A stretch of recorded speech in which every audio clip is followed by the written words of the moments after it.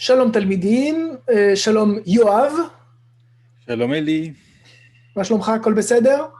הכל בסדר, טוב, תודה. ניקולה, שלום. שלום אלי, מה שלומך? מצוין, תודה רבה. On était arrivé à la fin du Passouk Aleph de ce Perek Gimel de Shmot et on part tout de suite sur le Passouk Bet avec mes deux experts, évidemment, Yoav et Nicolas. À vos stylos, prenez des notes, c'est parti.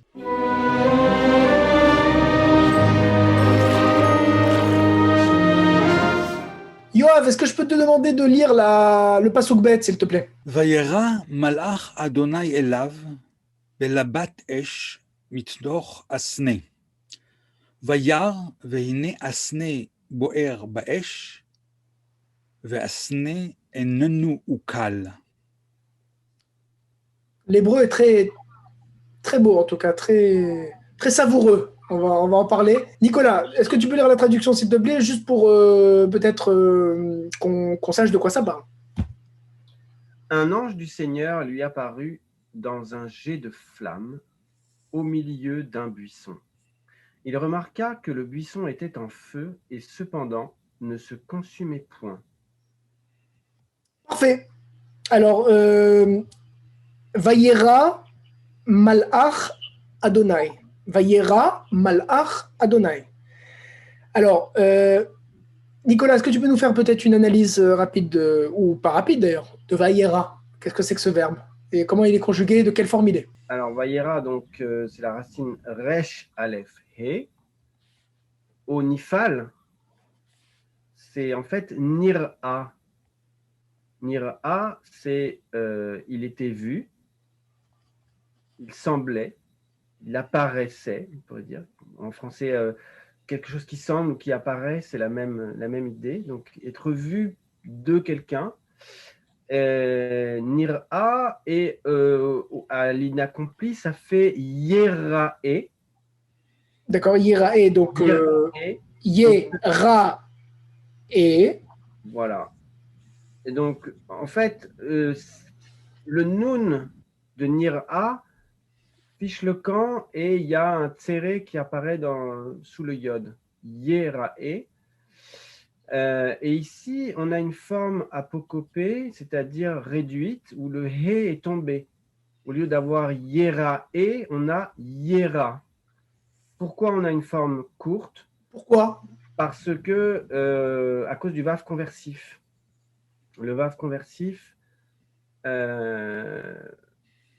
préfère ou induit une contraction ou une réduction de la forme inaccomplie standard. Il y a une raison, parce que je crois que ça comment dire, le vav conversif, il fait remonter l'accent sur le verbe et donc il déstabilise un petit peu la vocalisation.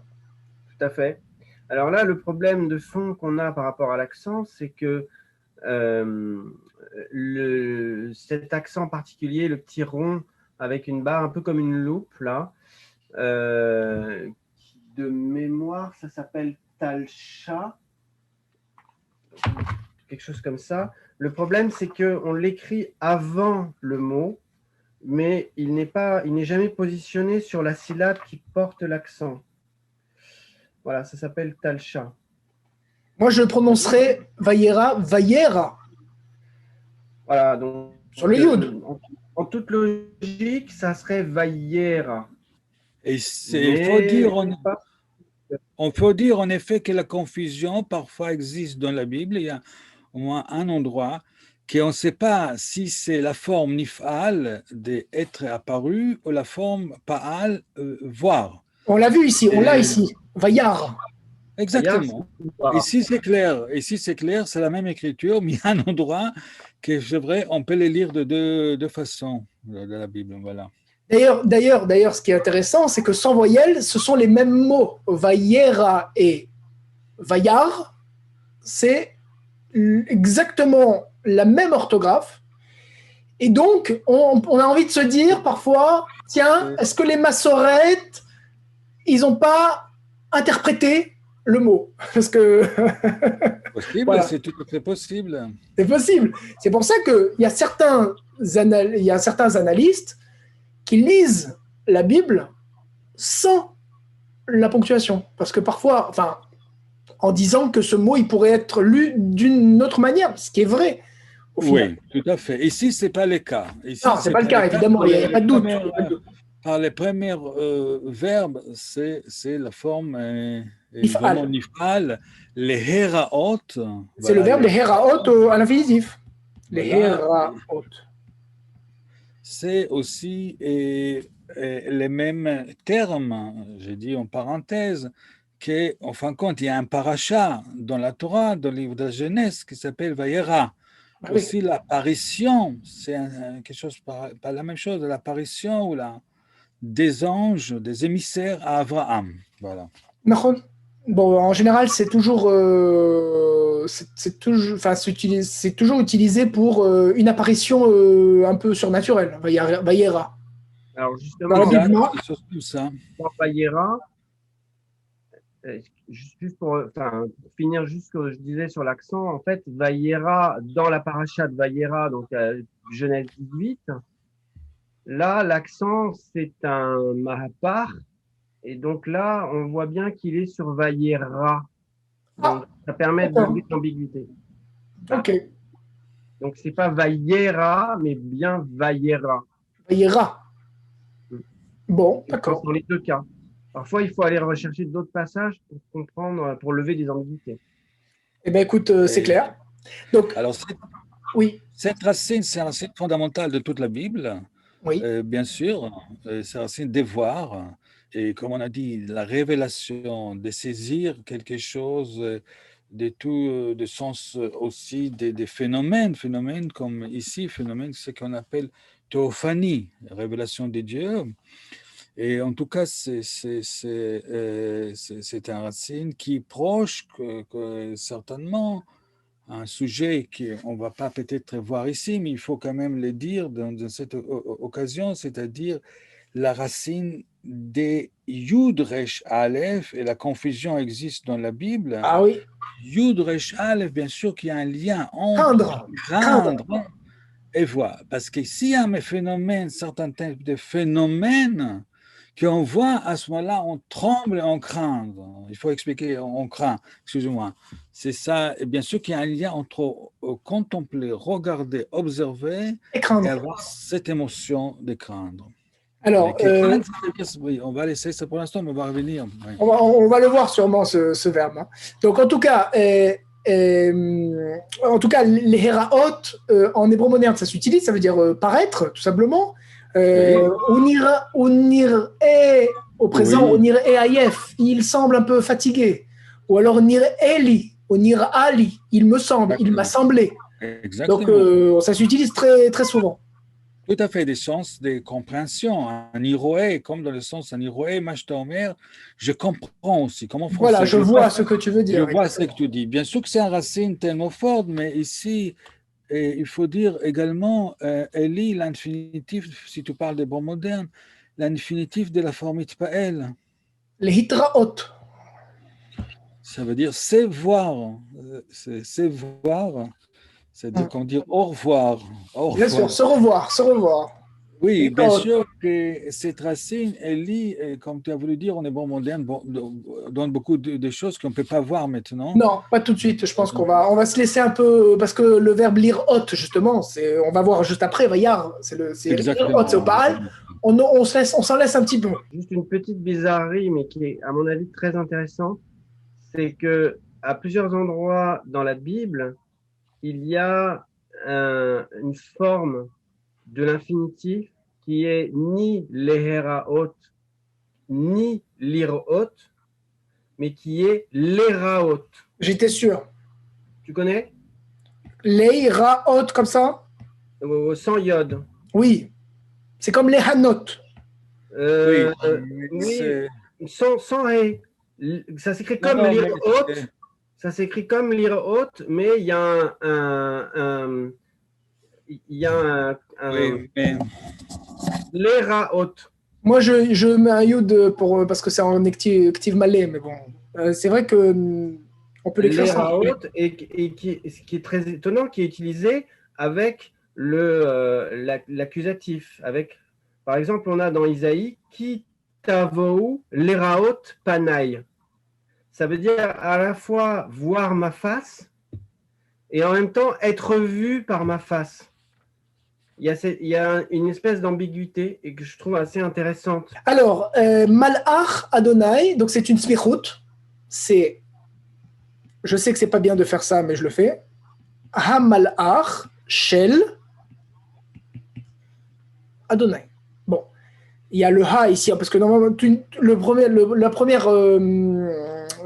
premier mot d'un état construit, il est défini normalement dans la tête de l'hébreu, quoi. Donc, Malach, ça veut dire un ange. Oui, pas exactement. Il faut préciser un peu, c'est-à-dire ange, on sait pas, je ne sais pas la racine d'ange, mais il faut dire plus clair textuellement. Malach, c'est émissaire. La Oui. racine renvoie à mon melacha, un travail, Oui, une œuvre. bien C'est lui sûr. qui fait une œuvre. Et l'émissaire, dans la Bible, il ne faut pas confondre, il y a des gens qui confondent ça. Les malach n'a pas un vrai sens, il est secondaire de sa fonction complètement. Comme ici, sinon on ne comprend pas le récit. Le malach, il est, pour être et disparaître, il n'a pas de nom, comme je ne sais pas si on a déjà parlé de ça, il n'a pas de nom, et il doit représenter ici, c'est très important, sinon on ne comprend pas le récit, il doit représenter une certaine manifestation de Dieu, c'est tout. Mais il n'a pas, et comme on va voir dans cette verset un petit peu difficile, on n'a pas un peu difficile, il n'a pas une véritable fonction en soi-même, indépendant. Voilà, c'est ça. Il ne faut pas dire, et je vais tout de suite dire parce que j'anticipe un petit peu, Oui, tu excusez-moi, anticipes. c'est-à-dire que de toute façon, attention, dans les textes, Moshe n'a pas vu un ange, ni un émissaire d'Adonai. Il n'a pas l'essence, autrement, il a vu un phénomène qui est lié avec le feu. Mm. Et Malach, ici, c'est le phénomène du feu, pas autre chose. Bien sûr. Non, c'est pas bien sûr, mais c'est-à-dire, c'est pas du tout. Parce que le verset dit, et à Malach Adonai est apparu à lui. Ah oui, Mais il n'y a pas qu'un malach, il n'y a qu'un être céleste dans le récit. Attention, ce alors, n'est pas là dans ce récit. Voilà. Alors malach, je reviens à malach Adonai, émissaire, celui qui fait une œuvre momentanée, ponctuelle de Dieu. Nous connaissons tout le monde parfaitement les malachs qui, je ne sais pas si c'est vraiment malach dit là-bas dans le récit de Jacob. qui monte et Qui qui descend de l'échelle. Tout à Celui-là. fait, ça c'est très beau ce que tu dis, ça c'est dans les rêves. Oui. Chapitre 28 La de la Genèse. Genèse. Mais après, il y a aussi les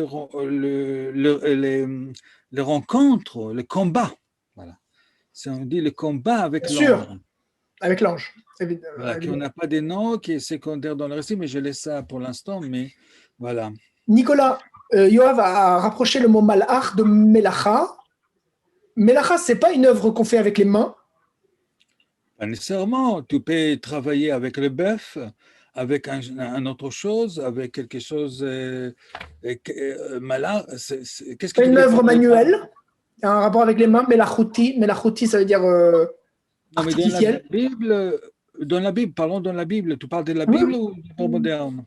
Non, dans la Bible, enfin pas forcément dans la Bible, mais je veux dire, le mot qui vient de melacha, c'est melachuti, c'est artificiel, quelque chose qui est un peu.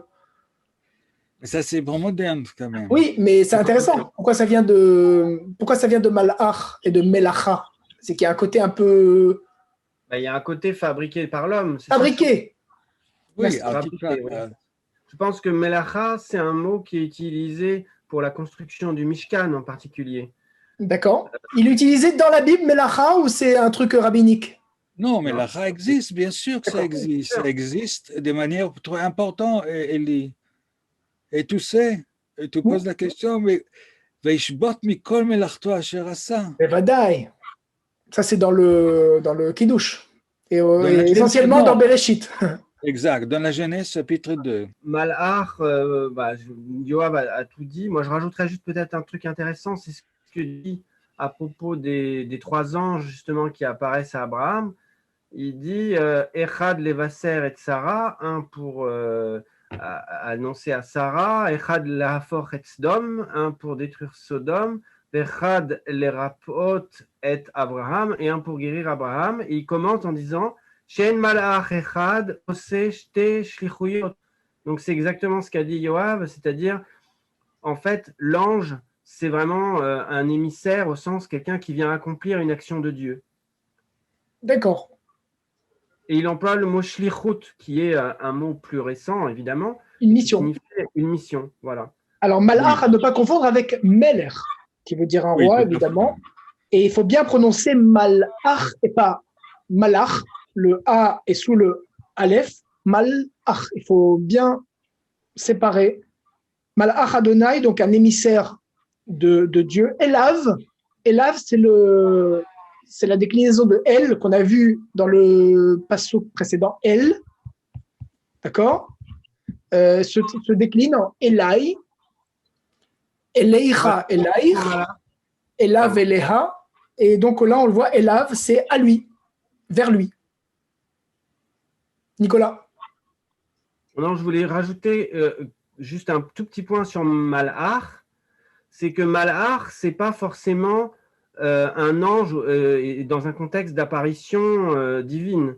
Ça peut être aussi des émissaires au sens physique. Par exemple, on le voit Absolument. dans l'épisode avec Ésaïe. Vaishlach malachim les fanav, il envoya des émissaires. Là, il ne s'agit pas du tout d'une apparition divine. Ce sont vraiment des gens qui sont des ambassadeurs un petit peu. Exactement. Exactement. Mais c'est vrai que le mot ange, il renvoie beaucoup à, j'ai l'impression, à la conception chrétienne de. Non, et ça existe aussi dans la Bible, Malachav. Il y a les malachim chez l'Élohim. Il y a cette idée qui la traduction chrétienne a pris ça dans la Bible, c'est-à-dire de ces êtres qui existent comme Tsevaot, etc. Tsevaot, Adonai Tsevaot, choses semblables, ça veut dire qu'ils existent autour de de Dieu. Dieu, etc. Comme ça dit, par exemple, dans le livre chapitre 6 des livres d'Isaïe, on parle aussi des mondes célestes un peu. Belabat Esh. Belabat Esh. Oui. Nicolas. Donc, on a encore une smichout. Hein. B. Labat. Donc, j'imagine que c'est le mot là-bas.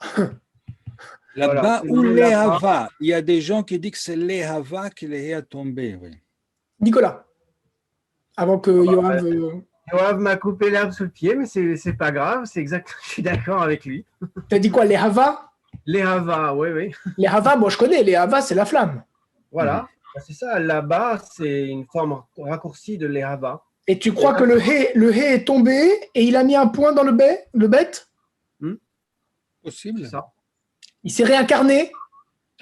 Il s'est réincarné dans le dagesh du bête là-bas.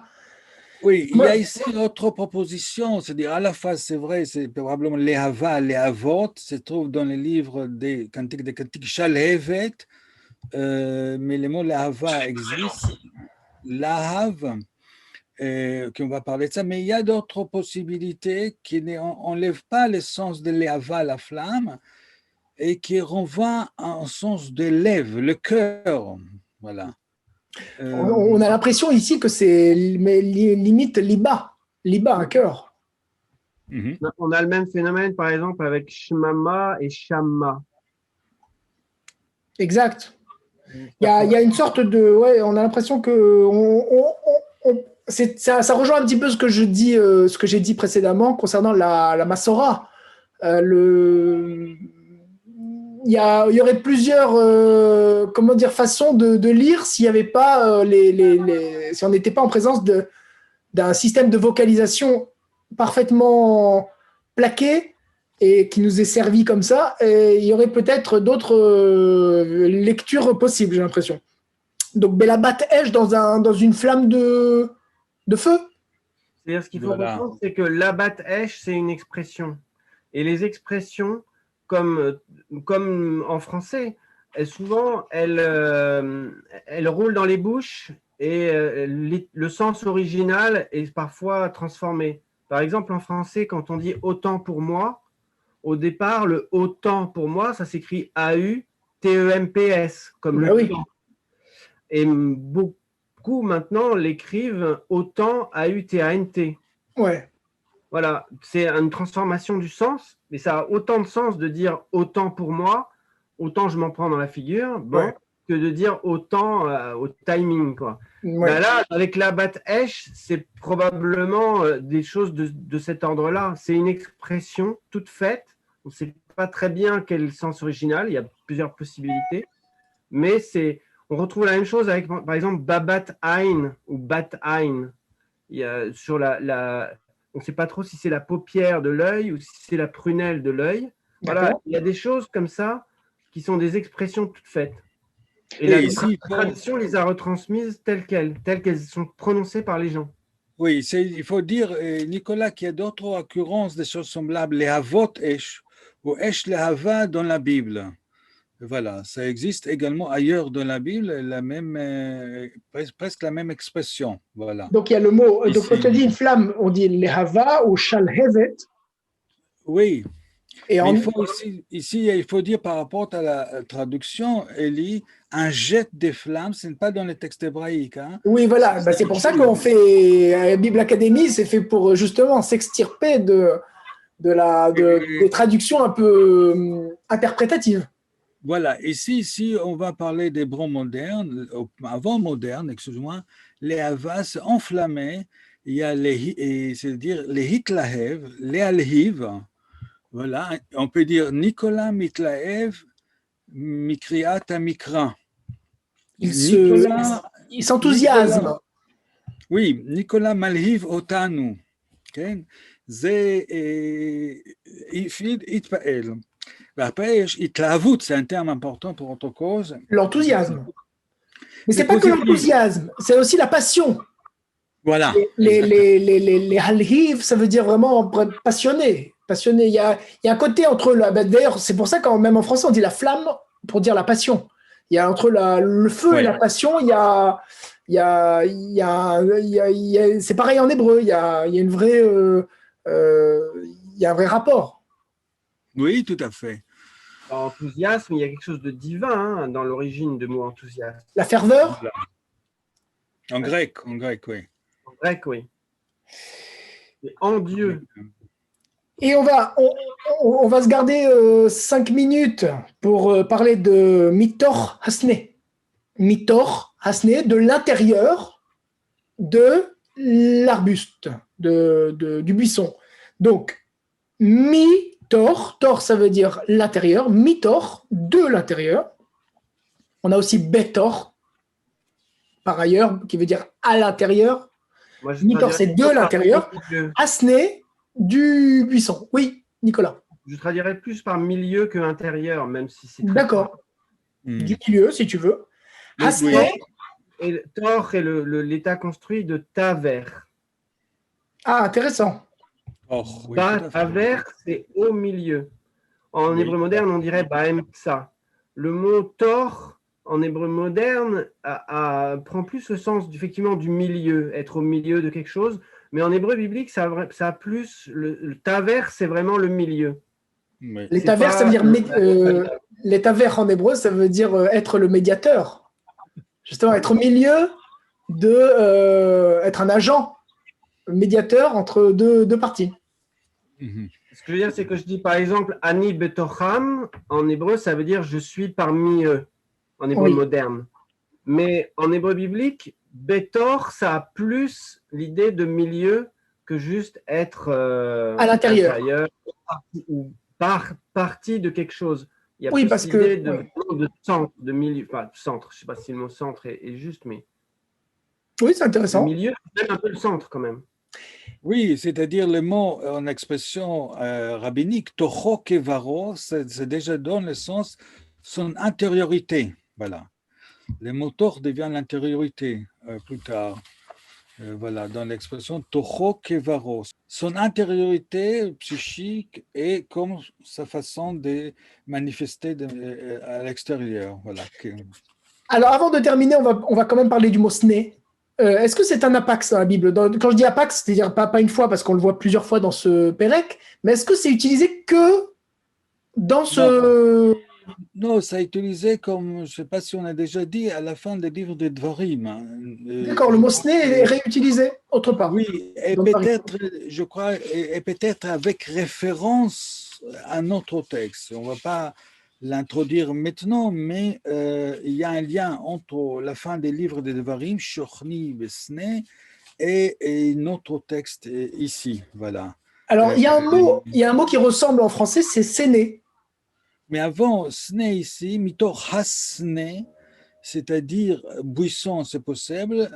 Les chercheurs, ils ont cherché qu'est-ce que ça veut dire cet buisson. Est-ce Oui, que c'est Rubus sanctus? Ils ont trouvé les choses qui poussent dans les déserts. Il y a un autre type ils ont autre proposition. Mais ici, il faut dire que Sne, probablement lié avec le mot Sinaï, ah c'est-à-dire oui, Sne Sinaï, c'est-à-dire comment les Sne, l'événement, révélation du Sne, certainement c'est un peu fort, mais quand même renvoie à la révélation au mont Sinaï où il y a les 10 paroles et Dieu intéressant. descend par le feu sur le mont Sinaï.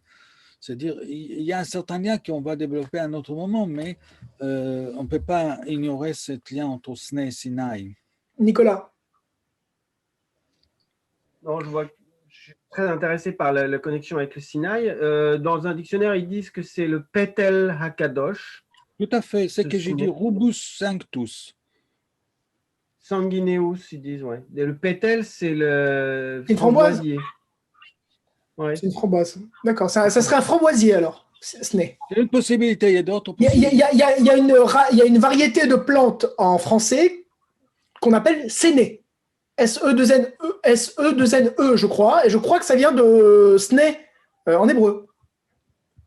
Je ne savais pas, d'accord. Voilà. En tout cas, Nicolas. ici, il y a une question importante qu'on va seulement soulever.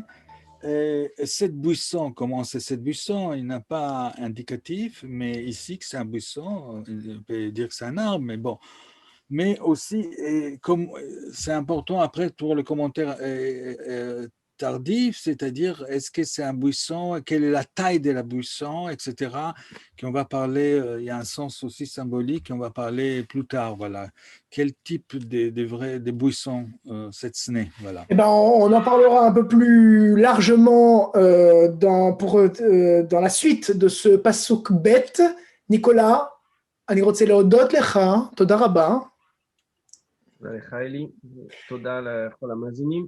תודה, וגם לך, יואב, רציתי להודות, ממש. תודה לך, אלי, תודה לניקולה. ואני אומר שלום לכל הצופים, להתראות.